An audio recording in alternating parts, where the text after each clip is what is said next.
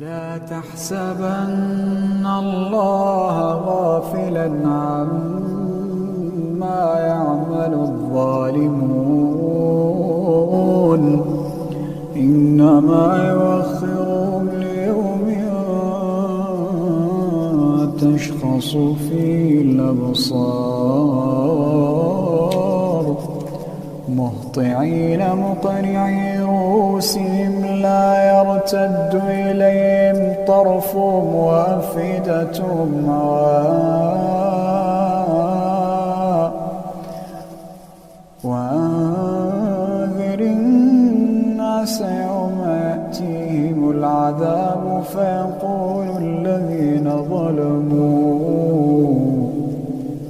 فيقول الذين ظلموا ربنا